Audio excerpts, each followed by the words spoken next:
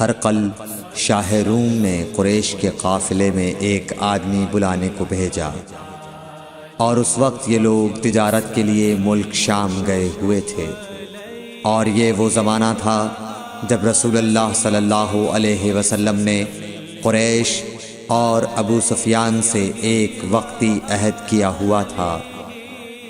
جب ابو سفیان اور دوسرے لوگ ہرقل کے پاس ایلیا پہنچے جہاں ہرقل نے دربار طلب کیا تھا، اس کے گرد روم کے بڑے بڑے لوگ، علماء، وزراء و امراء بیٹھے ہوئے تھے۔ ہرقل نے ان کو اور اپنے ترجمان کو بلوایا، پھر ان سے پوچھا کہ تم میں سے کون شخص مدعی رسالت کا زیادہ قریبی عزیز ہے؟ ابو سفیان کہتے ہیں کہ میں بول اٹھا کہ میں اس کا سب سے زیادہ قریبی رشتہ دار ہوں۔ یہ سن کر ہرقل نے حکم دیا کہ اس ابو سفیان کو میرے قریب لا کر بٹھاؤ اور اس کے ساتھیوں کو اس کی پیٹھ کے پیچھے بٹھا دو۔ پھر اپنے ترجمان سے کہا کہ ان لوگوں سے کہہ دو کہ میں ابو سفیان سے اس شخص یعنی محمد صلی اللہ علیہ وسلم کے حالات پوچھتا ہوں۔ اگر یہ مجھ سے کسی بات میں جھوٹ بول دے تو تم اس کا جھوٹ ظاہر کر دینا۔ ابو سفیان کا قول ہے کہ خدا کی قسم اگر مجھے یہ غیرت نہ آتی کہ یہ لوگ مجھ کو جھٹلائیں گے تو میں آپ صلی اللہ علیہ وسلم کی نسبت ضرور غلط گوئی سے کام لیتا۔ خیر، پہلی بات جو ہرقل نے مجھ سے پوچھی وہ یہ کہ اس شخص کا خاندان تم لوگوں میں کیسا ہے؟ میں نے کہا وہ تو بڑے اونچے عالی نسب والے ہیں۔ کہنے لگا اس سے پہلے بھی کسی نے تم لوگوں میں ایسی بات کہی تھی؟ میں نے کہا نہیں۔ کہنے لگا اچھا اس کے بڑوں میں کوئی بادشاہ ہوا ہے؟ میں نے کہا نہیں۔ پھر اس نے کہا بڑے لوگوں نے اس کی پیروی اختیار کی ہے یا کمزوروں نے؟ میں نے کہا نہیں، کمزوروں نے۔ پھر کہنے لگا اس کے تابعدار روز بڑھتے جاتے ہیں یا کوئی ساتھی پھر بھی جاتا ہے؟ میں نے کہا نہیں۔ کہنے لگا کیا اپنے اس دعوی نبوت سے پہلے کبھی کسی بھی موقع پر اس نے جھوٹ بولا ہے؟ میں نے کہا نہیں، اور اب ہماری اس سے صلح کی ایک مقررہ مدت ٹھہری ہوئی ہے، معلوم نہیں وہ اس میں کیا کرنے والا ہے۔ ابو سفیان کہتے ہیں میں اس بات کے سوا اور کوئی جھوٹ اس گفتگو میں شامل نہ کر سکا۔ ہرقل نے کہا کیا تمہاری اس سے کبھی لڑائی بھی ہوئی ہے؟ ہم نے کہا کہ ہاں۔ بولا پھر تمہاری اور اس کی جنگ کا کیا حال ہوتا ہے؟ میں نے کہا لڑائی ڈول کی طرح ہے، کبھی وہ ہم سے میدان جنگ جیت لیتے ہیں اور کبھی ہم ان سے جیت لیتے ہیں۔ ہرقل نے پوچھا وہ تمہیں کس بات کا حکم دیتا ہے؟ میں نے کہا وہ کہتا ہے کہ صرف ایک اللہ ہی کی عبادت کرو، اس کا کسی کو شریک نہ بناؤ، اور اپنے باپ دادا کی شرک کی باتیں چھوڑ دو، اور ہمیں نماز پڑھنے، سچ بولنے، پرہیزگاری اور صلہ رحمی کا حکم دیتا ہے۔ یہ سب سن کر پھر ہرقل نے اپنے ترجمان سے کہا کہ ابو سفیان سے کہہ دے کہ میں نے تم سے اس کا نسب پوچھا تو تم نے کہا کہ وہ ہم سے عالی نسب ہے، اور پیغمبر اپنی قوم میں عالی نسب ہی بھیجے جایا کرتے ہیں۔ میں نے تم سے پوچھا کہ دعوی نبوت کی یہ بات تمہارے اندر اس سے پہلے کسی اور نے بھی کہی تھی؟ تو تم نے جواب دیا کہ نہیں۔ تب میں نے اپنے دل میں کہا کہ اگر یہ بات اس سے پہلے کسی اور نے کہی ہوتی تو میں سمجھتا کہ اس شخص نے بھی اسی بات کی تقلید کی ہے جو پہلے کہی جا چکی ہے۔ میں نے تم سے پوچھا کہ اس کے بڑوں میں کوئی بادشاہ بھی گزرا ہے؟ تو تم نے کہا کہ نہیں۔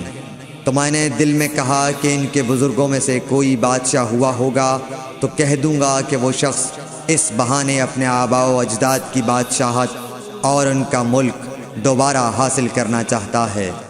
اور میں نے تم سے پوچھا کہ اس بات کے کہنے یعنی پیغمبری کا دعویٰ کرنے سے پہلے تم نے کبھی اس کو دروغ گوئی کا الزام لگایا ہے؟ تم نے کہا کہ نہیں۔ تو میں نے سمجھ لیا کہ جو شخص آدمیوں کے ساتھ دروغ گوئی سے بچے وہ اللہ کے بارے میں کیسے جھوٹی بات کہہ سکتا ہے۔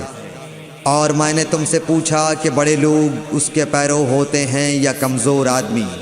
تم نے کہا کمزوروں نے اس کی اتباع کی ہے۔ تو دراصل یہی لوگ پیغمبروں کے متبعین ہوتے ہیں۔ اور میں نے تم سے پوچھا کہ اس کے ساتھی بڑھ رہے ہیں یا کم ہو رہے ہیں؟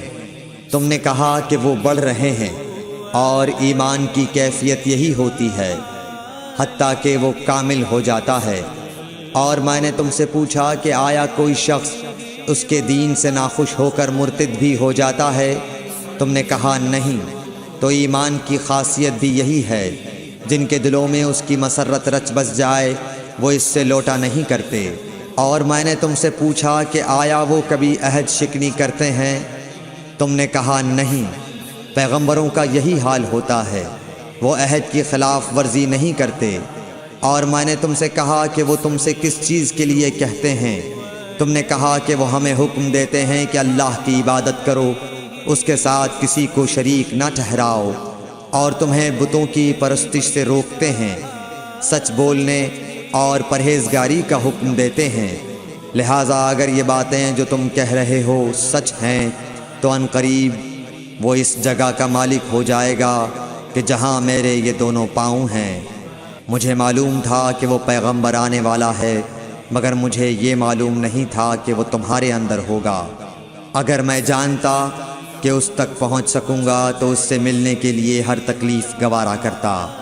اگر میں اس کے پاس ہوتا تو اس کے پاؤں دھوتا۔ ہرقل نے رسول اللہ صلی اللہ علیہ وسلم کا وہ خط منگایا جو آپ نے وحیہ کلبی رضی اللہ تعالیٰ عنہ کے ذریعے حاکم بصرہ کے پاس بھیجا تھا، اور اس نے وہ ہرقل کے پاس بھیج دیا تھا۔ پھر اس کو پڑھا تو اس میں لکھا تھا، اللہ کے نام کے ساتھ جو نہایت مہربان اور رحم والا ہے۔ اللہ کے بندے اور اس کے پیغمبر محمد صلی اللہ علیہ وسلم کی طرف سے یہ خط ہے شاہ روم کے لیے۔ اس شخص پر سلام ہو جو ہدایت کی پیروی کرے۔ اس کے بعد میں آپ کے سامنے دعوت اسلام پیش کرتا ہوں۔ اگر آپ اسلام لے آئیں گے تو دین و دنیا میں سلامتی نصیب ہوگی، اللہ آپ کو دوہرا ثواب دے گا۔ اور اگر آپ میری دعوت سے روگردانی کریں گے تو آپ کی رعایا کا گناہ بھی آپ ہی پر ہوگا۔ اور اے اہل کتاب، ایک ایسی بات پر آ جاؤ جو ہمارے اور تمہارے درمیان یکساں ہے، وہ یہ کہ ہم اللہ کے سوا کسی کی عبادت نہ کریں اور کسی کو اس کا شریک نہ ٹھہرائیں، اور نہ ہم میں سے کوئی کسی کو خدا کے سوا اپنا رب بنائے۔ پھر اگر وہ اہل کتاب اس کتاب سے منہ پھیر لیں تو مسلمانوں، تم ان سے کہہ دو کہ تم مانو یا نہ مانو، ہم ایک خدا کے اطاعت گزار ہیں۔ ابو سفیان کہتے ہیں، جب ہرقل نے جو کچھ کہنا تھا کہہ دیا اور خط پڑھ کر فارغ ہوا تو اس کے ارد گرد بہت شور و غوغا ہوا، بہت سی آوازیں اٹھیں اور ہمیں باہر نکال دیا گیا۔ تب میں نے اپنے ساتھیوں سے کہا کہ ابو کبشہ کے بیٹے حضرت صلی اللہ علیہ وسلم کا معاملہ تو بہت بڑھ گیا۔ دیکھو تو اس سے بنی اصفر روم کا بادشاہ بھی ڈرتا ہے۔ مجھے اس وقت سے اس بات کا یقین ہو گیا کہ حضور صلی اللہ علیہ وسلم ان قریب غالب ہو کر رہیں گے، حتیٰ کہ اللہ نے مجھے مسلمان کر دیا۔ راوی کا بیان ہے کہ ابن ناطور ایلیا کا حاکم ہرقل کا مصاحب اور شام کے نصارہ کا لاٹ پادری بیان کرتا تھا کہ ہرقل جب ایلیا آیا ایک دن صبح کو پریشان اٹھا تو اس کے درباریوں نے دریافت کیا کہ آج ہم آپ کی حالت بدلی ہوئی پاتے ہیں، کیا وجہ ہے؟ ابن ناطور کا بیان ہے کہ ہرقل نجومی تھا، علم نجوم میں وہ پوری مہارت رکھتا تھا۔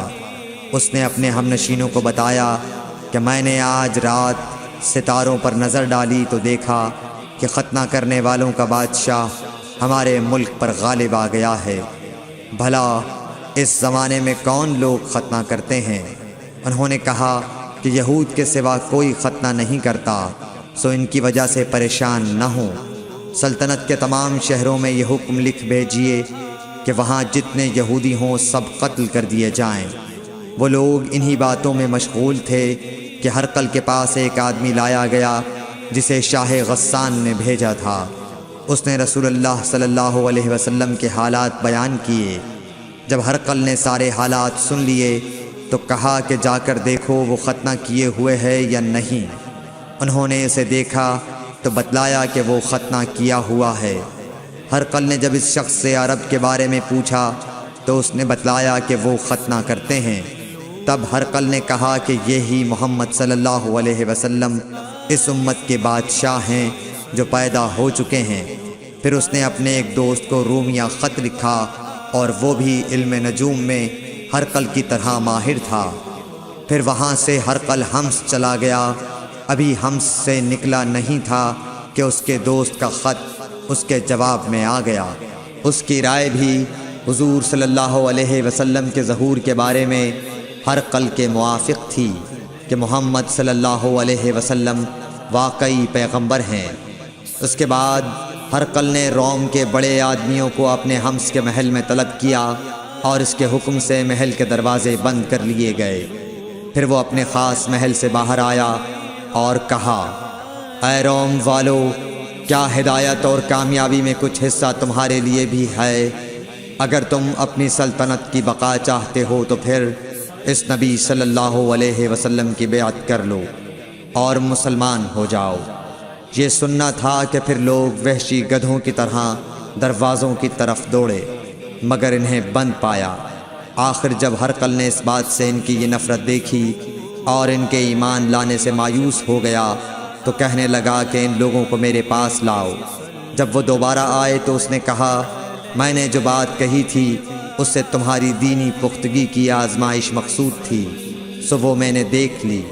تب یہ بات سن کر وہ سب کے سب اس کے سامنے سجدے میں گر پڑے اور اس سے خوش ہو گئے۔ بالآخر ہرقل کی آخری حالت یہی رہی۔ صحیح بخاری حدیث نمبر 7۔